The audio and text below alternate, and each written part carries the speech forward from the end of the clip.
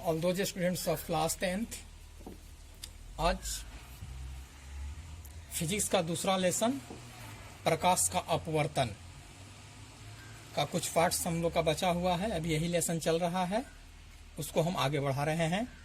तो आज जो हम बता रहे हैं वो टॉपिक का नाम है विभिन्न दूरियों पर रखे वस्तु के प्रतिबिंब का बनना। हम आप लोग को दर्पण में बताए थे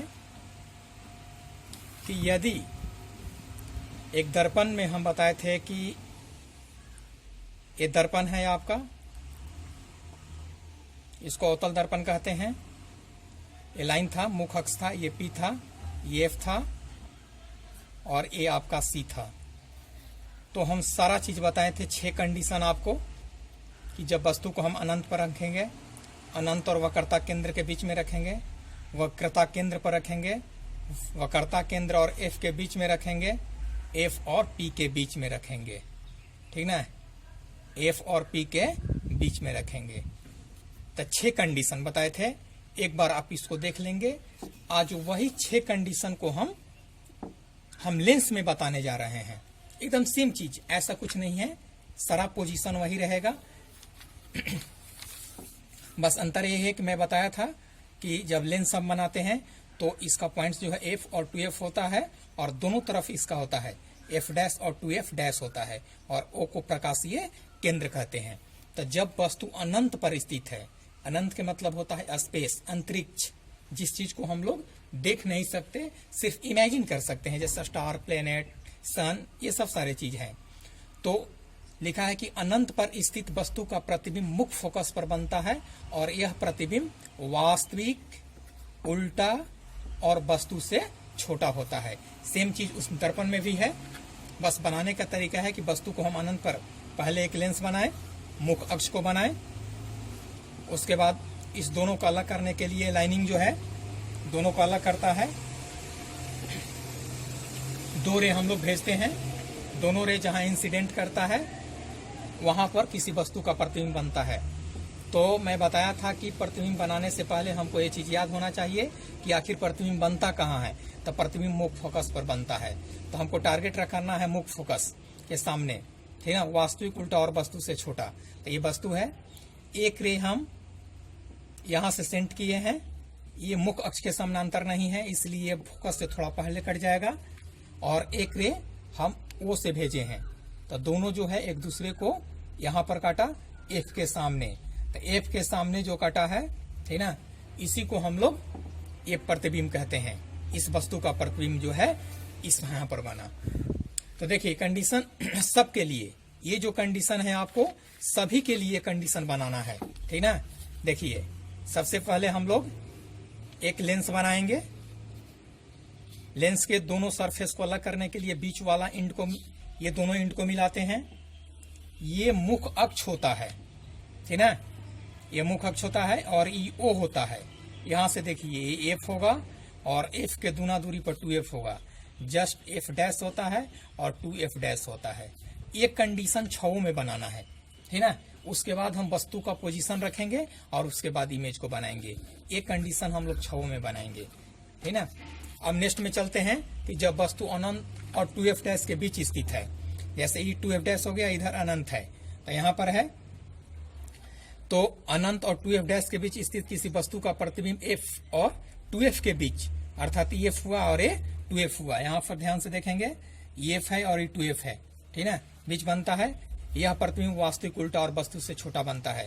और ये स्वाभाविक सी बात है कि जो प्रतिबिंब वास्तविक होगा वह उल्टा होगा, जो प्रतिबिंब वास्तविक होता है वह प्रतिबिंब उल्टा होता है और वस्तु से छोटा होगा, ठीक है। एक हम ले लिए हैं मुख्य अक्ष के समानांतर जो मुख्य फोकस से होकर के गुजरेगा, और एक हम भेजे हैं ओ से, दोनों को एक दूसरे को काटेगा जो एफ और 2f के बीच में, तो यहीं पर इसका प्रतिबिंब बनेगा, ठीक है।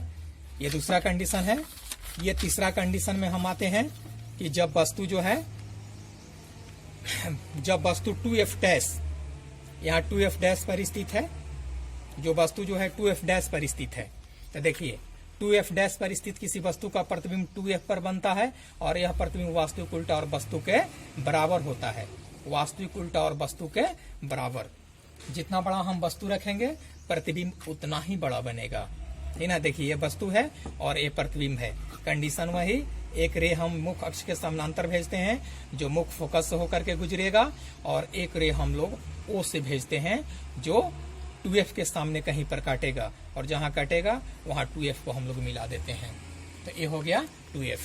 अब 2F और F चौथा कंडीशन है, जब वस्तु 2F डैश और F डैश के बीच, ये 2F और F डैश के बीच, जस्ट अब उल्टा होने लगेगा। 3 कंडीशन।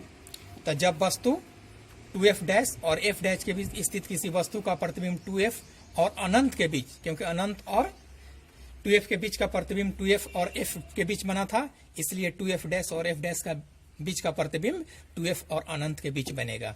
यह प्रतिबिंब वास्तविक उल्टा और वस्तु से बड़ा बराबर हो गया। छोटा से चले थे, बराबर हो गया, तो अब बराबर से बड़ा होगा, तो अब प्रतिबिंब जो बनेगा वह बड़ा बनेगा। तो 2F डैश और F डैश पर स्थित किसी वस्तु का प्रतिबिंब जो है वह 2F डैश और अनंत के बीच बनेगा।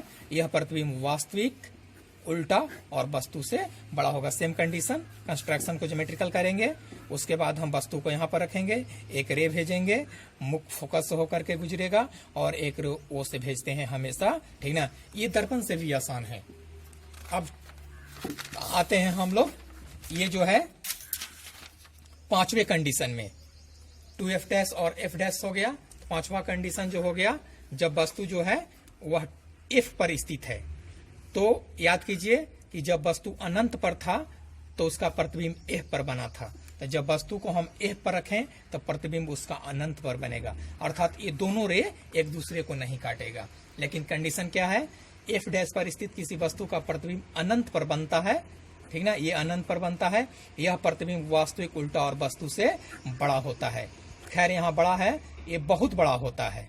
ये शब्द यहाँ पर बहुत लगाना चाहिए, ठीक ना, लेकिन ये बहुत बड़ा होता है। ठीक ना, F डैश पर स्थित किसी वस्तु का प्रतिबिंब अनंत पर बनता है। यह प्रतिबिंब वास्तविक, उल्टा और वस्तु से बहुत बड़ा होता है। जैसे बड़ा भी लिखा हुआ तो कोई प्रॉब्लम नहीं है, लेकिन रियल है कि ये बहुत बड़ा होता है। ठीक ना, ये हो गया सेम ज्योमेट्री। उसके बाद ये वस्तु F पर रखे, एक रे भेजेंगे, पेन के नीडल को देखिएगा, वह मुख्य फोकस से होकर के गुजर गया। एक रे O से भेजेंगे जो एक दूसरे को नहीं काटेगा। यहाँ हम अनंत रखे हैं। ठीक ना, अब छठा कंडीशन जो होता है, जो सबसे अलग और इसको वेरी वेरी इंपॉर्टेंट, सबसे इंपॉर्टेंट केस होता है ये। ठीक ना, जब वस्तु F डैश और O, तो O को हम लोग क्या कहते हैं, प्रकाशीय केंद्र कहते हैं। जब वस्तु F डैश और प्रकाशीय केंद्र O के बीच स्थित है, F डैश और प्रकाशीय केंद्र के बीच स्थित किसी वस्तु का प्रतिबिंब लेंस के उसी ओर बनता है जिस ओर वस्तु रहता है। ठीक ना, जिस ओर वस्तु रहता है, यहाँ पर लेंस के उसी ओर बनता है जिस ओर वस्तु रहता है। यह प्रतिबिंब काल्पनिक, सीधा और वस्तु से बड़ा होता है। याद कीजिए दर्पण का छठा कंडीशन। ठीक है, तो ये काल्पनिक बनेगा। ठीक है, काल्पनिक प्रतिबिंब सीधा होता है। ठीक ना, तो अब क्या होगा यहाँ से आपको कि हम F डैश और O के बीच में इस वस्तु को रखे हैं। यहाँ से एक रे भेजे, ये मुख्य अक्ष से गुजर गया, यहाँ से O भेजे, ये दोनों एक दूसरे को नहीं कट गया।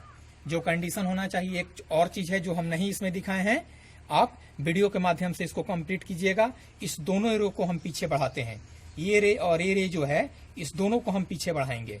जैसे इसको हम पीछे बढ़ा दिए और यहाँ से इसको पीछे बढ़ा के यहाँ पर हो गया।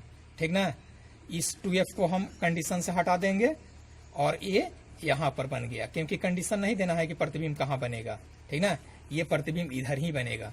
2F को कंडीशन से हटा दीजिएगा और EF रहेगा। ठीक ना, वस्तु को F और O के बीच में रखेंगे। सब कंडीशन इसके तरह है, अंतर ये कि दोनों रो के पीछे बढ़ाएंगे।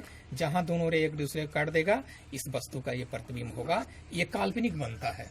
तो ये 6 कंडीशन था, ज्योमेट्री है, ज्यादा हम नहीं बताने जा रहे हैं। ये 6 कंडीशन को सभी स्टूडेंट्स बना करके आप भेजेंगे। सभी स्टूडेंट्स जो होगा वह प्रॉब्लम को बना करके वो भेजे, ताकि हम चेक कर सकें और देख सके। ठीक ना, कि आप जब पढ़ते हैं तो हमारा भी कुछ ड्यूटी होना चाहिए ना, कि हम भी कुछ करें।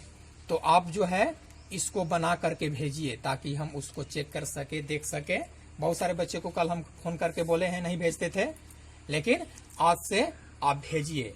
ठीक है, ताकि हम देख सके इस चीज को और आपको बता सके कहीं कोई दिक्कत है तो। Thank you all.